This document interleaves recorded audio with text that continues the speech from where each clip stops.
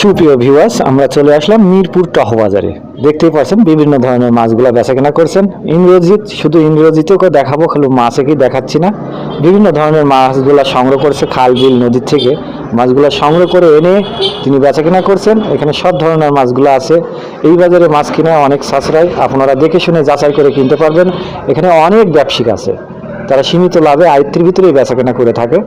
সব ধরনের মাছগুলা বেচাকেনা করছেন, দেখতেই পারছেন। দারুণ দারুণ মাছ, টাটকা মাছ, ট্যাংরা। এটা অনেক মাছই আছে এখানে। আসলে এই মাছগুলো অনেক স্বাদ, সুস্বাদু, খেতে অনেক উপকার। এটা বিভিন্ন ধরনের নদীর মাছগুলো সংগ্রহ করে থাকে মিরপুর টহবাজারে। ইন্দ্রজিতের দোকানে দৃশ্য আজকে তুলে ধরছি। অনেক সুন্দর মিরপুর টহবাজারটি, আরও উন্নত হবে টহবাজার। সব ধরনের মাছগুলো বেচাকেনা করেছেন এই টহবাজারে।